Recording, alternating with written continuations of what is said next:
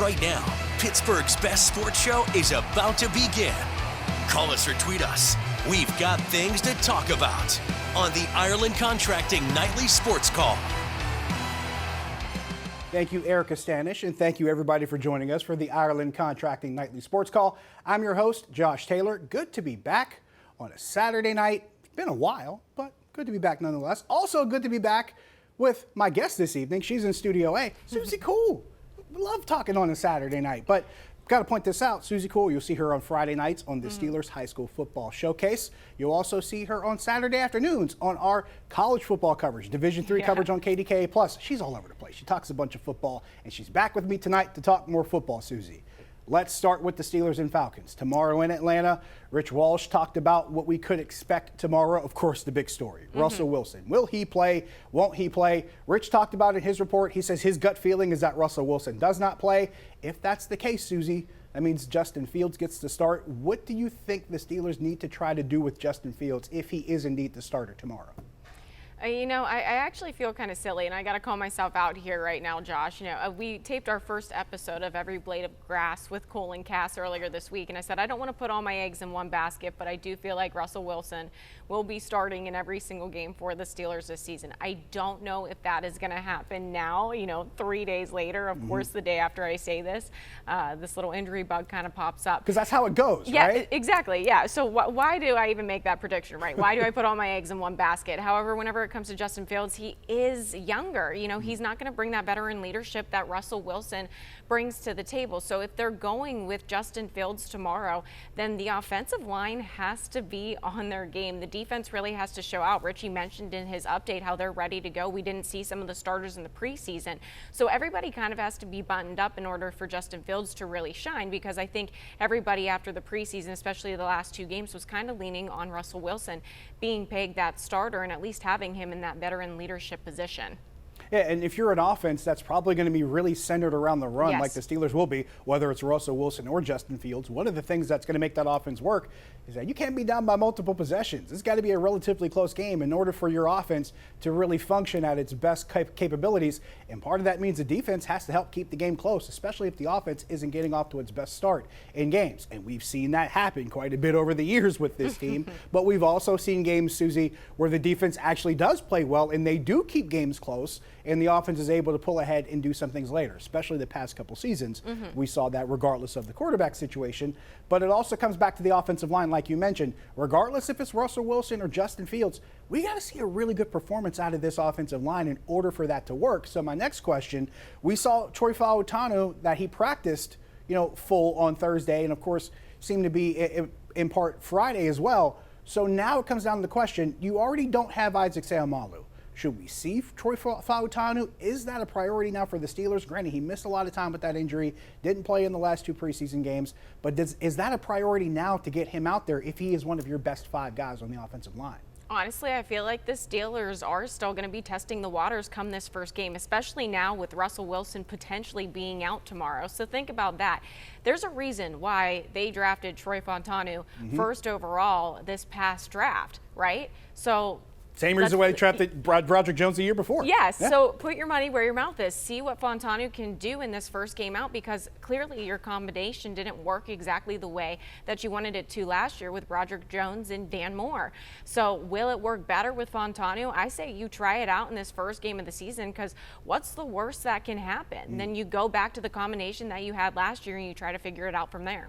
It's a really good point. Want to get your thoughts out there as well. 412-575-2600 is the number. Give us a call. Also, if you want to shoot us a tweet, you can do that at Josh Taylor HD. We're talking about this game. I know some people like to toss out score predictions. We'll take those too. We'll do those at the end of the show. When we come back, we'll have our tweet of the night. We got to talk college football. It's a pretty crazy day. Stick around.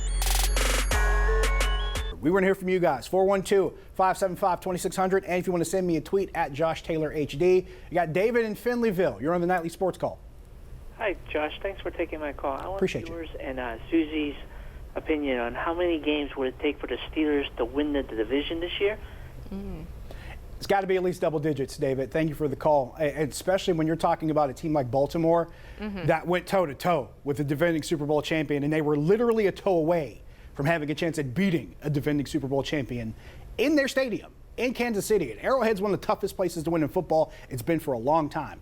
They came really close to beating that team. And there's a chance those two teams could meet each other again down the road, maybe in January. But I say all that to say you're going to have to win at least double-digit wins. It might take 12. It could take 13 because, you know, if you want to try to stay ahead of Baltimore, you don't want to have to deal with the tiebreaker. It could take 12, 13 wins to do that because you look at Cincinnati, they're a team that could easily win double digits. And who knows, if Cleveland can ride that wave that the defense started out with last year, they couldn't seem to carry it. But if their defense can drive the bus like it did last year and they can score just enough, Cleveland, you don't want to talk about Cleveland being a double-digit win team, but you got some teams that you're going to have to leapfrog and beat head-to-head, not to mention, to try to win the division.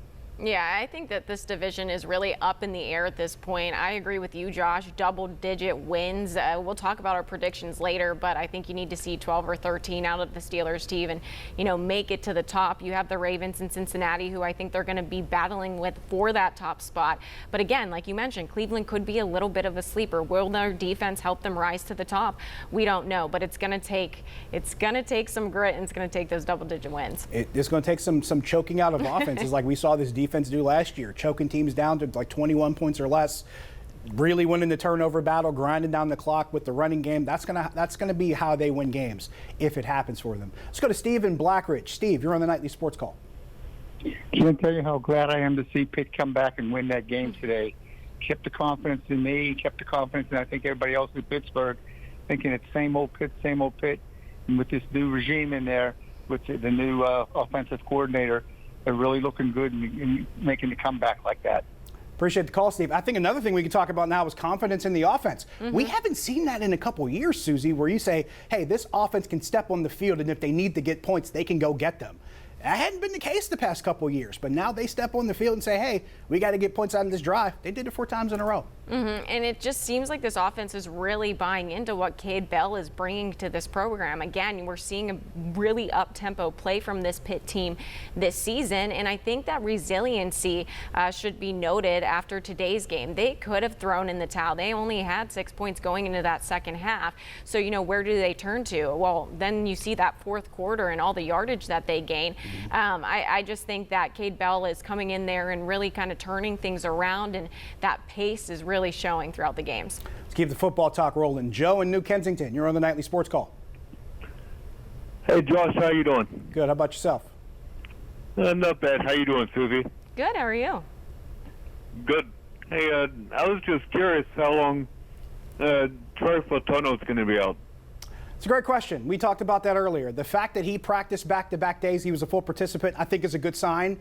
Whether or not they will allow him to step on the field and be ready for game action because he hasn't played since the first preseason game, maybe it was a precaution that they held him out just to make sure he was ready to go, because granted, they did that with some veterans too, but it's different. Those guys have been playing for a while. Yeah. This would be his first action on an NFL field as an NFL offensive tackle. So, yeah, that's the question. Are they okay with 2 practices of him going full, or do they want to see a little bit more evidence that he's ready to go and they want to make sure he's 100%? Yeah, and I think it is different. Like you said, there's veterans that they did that with this preseason, but they also know how to navigate those injuries, even if it's just a little one, right? Whereas Fontanu is new to this league. It's going to be a little bit tougher than whenever he was at Washington State, right?